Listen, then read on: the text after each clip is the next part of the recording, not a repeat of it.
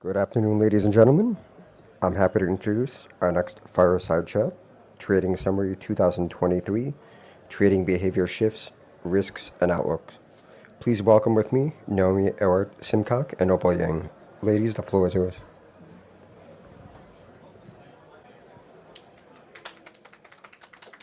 Thank you. I'm Naomi Ewart Simcock, the account manager at Active Trades, and this is Opal Yang. She is the CEO of New Direction Limited, also a market influencer. Opal. Hello everyone, my name is Opal Yang. I run a company New Direction Solution. We do broker licensing, brokerage merger and acquisitions. We also give retail traders the advisor of the brokerages, giving them the complaint procedure advice. Also, I run a YouTube channel, Opal FX Studio. I'm the host and content creator. That's my introduction. Okay, so now let's talk about recently become hugely popular prop trading or funded trading phenomenon. Opal, I know you've done a lot of research on this. Could you tell us a little more about it? I wouldn't say myself is an expert in it, but we do see the increased number and hugely increased number. I remember about 20 months, 18 months ago, I started getting the inquiry from my traders. And at the time, I wasn't familiar with the FTMO. They asked me, would you recommend FTMO? And then I actually, because I was on the phone, I secretly did my research. I didn't know what he was talking about. And the last maybe 12 months, I started to get even more inquiries. And I also work with some FTMO or all these funded traders. And I noticed that these really become a phenomenon. And we could just simply see market leading prop funds, FTMO, my Forex funds. I picked these two because it's easier to find the data. If you see the participants of FTMO in 2021, it's 960,000 new accounts created in 2021. That's the newest data I could find. And estimated profit in 2022, it was 120 millions. And for my Forex funds, some people here might not know that they got picked up by CFTC, which is American regulator, that they might doing something untasteful. In the investigation paper, we found out they have 135,000 people in trading, and their profit these few years is 310 millions. And when we compare to some of our leading Forex retailer, let's just pick out IG as one of the big names, but I only put in their UK office. That is 117,000 active accounts. And obviously, IG has a longer history. They have 422 million on funds. So compare this number, I would say the preference are picking up a lot, really fast. Just merely over a year. Yeah, just a few years. So exactly, this is a big thing happen in 2023. So why is this prop firms are so popular? I don't know if everybody in here are familiar with the online prop firm challenges. Actually, prop firm is not a new concept. It's how they're marketing it. So now they promoted us. You have to pass 2 stages of the demo challenge. In fact, now they say that in the 3rd stage is also simulated account. Let's talk a little bit later about this. So the idea is you buy the challenge. This could be, let's say, 200,000 accounts, and you pay a fee to participate the challenge. And when you pass 2 stages of challenge, it is to say that you have 200,000 to trade, and then you get 80%, even possibly more, 90% of the payout in your profit. And this is very, very, very attractive for the traders. When you start trading, when you're familiar with how to trade, the most you can do is risk your own funds because you are not in the stage of trading on behalf of the clients. Then you are putting all your asset in, not all, some of your asset in risk. And this is to tell the traders, you can trade without having your own funds in risk. So that is something quite attractive for the traders. Yes, appealing.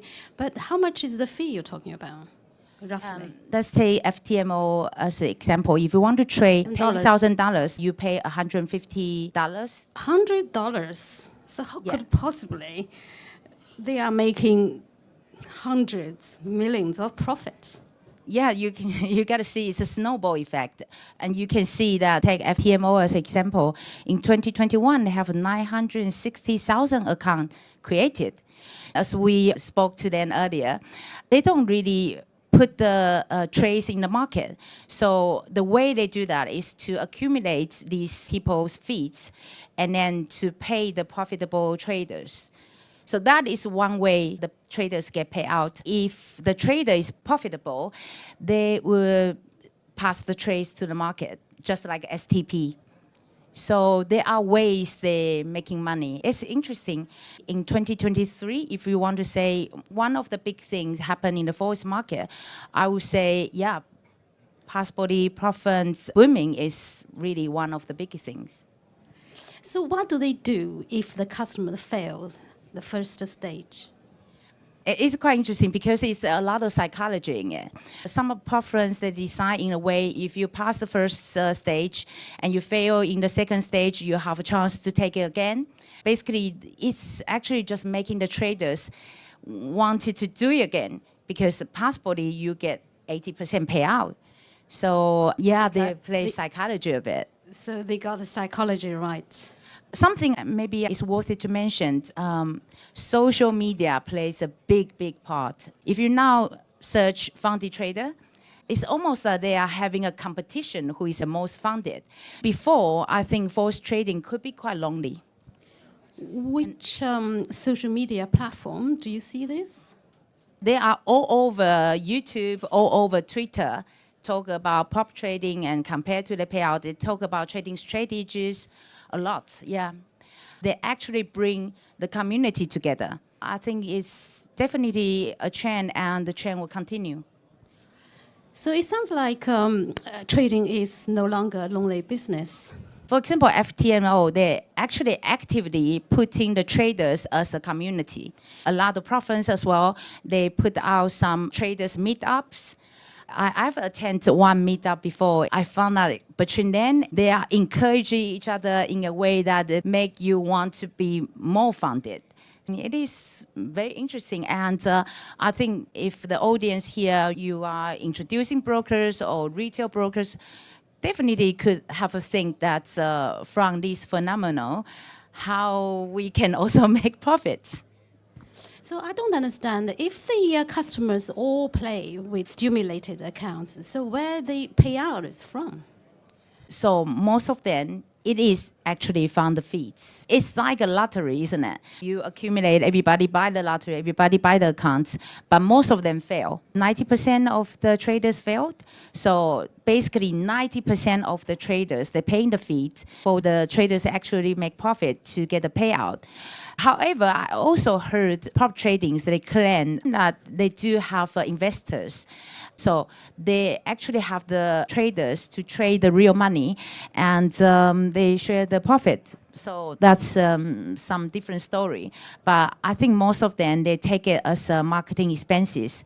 The good traders, if they are also influencers, when they get the payout, they promote the company. And yeah, that's actually marketing expenses for the company. So do the traders know where the payout is from? This year in September, my forex funds, I list here, they got picked up by CFTC, American regulator. This province told you that you are trading the real account after you pass 2 stages, but you're actually not. You're still trading in demo account. The whole thing is still in the court case, but I think this actually brings some awareness. Now, most of the province put in their marketing material that you are trading simulated account, not the real money. So I think my forex funds went down. It's actually probably a good thing for the industry. After this event, for sure, the regulators will have to look into it. But before that, because the regulation in place, it still takes a while. I think the prop trading business still have maybe a few years of good years coming. So do you think the regulation might be good for the industry or for this business model, competition and challenging business model? Well, it's not really for me to say, but as an introducing broker and work in the market, I think definitely the regulation will provide the good side, make the market, the industry, a lot more transparent, because right now we really don't know what the province are really doing. If they really pass trade to the brokers, or they act as brokers themselves, or they actually do what FTMO do, everything is simulated account. But if the regulation in place, I think we wouldn't see 80% or 90% payout for the profit if it's really coming to regulation. A lot of challenge the way they do marketing, or challenge maybe they won't be able to do the same. So yeah, there will be good effect and bad effect for the market. But before that, I think it's going to be still a big trend for 2024. So the payout won't be as crazy as 90%, 80%. But still attractive. The whole system 20%, you think? is still attractive, because you are actually only paying a demo account. Considering when you are quite familiar with your skills, when you want to increase the capital, you have to actually either launch your funds, or you actually have to recruit some capitals. So they are more difficult than just pass the challenge. I think at the moment it's still seeing a very effective and attractive way for the traders to trade the bigger capital and for them to get a profit from it. Trading academy and social trading are not new. So what makes them so huge all of a sudden? I think still social media.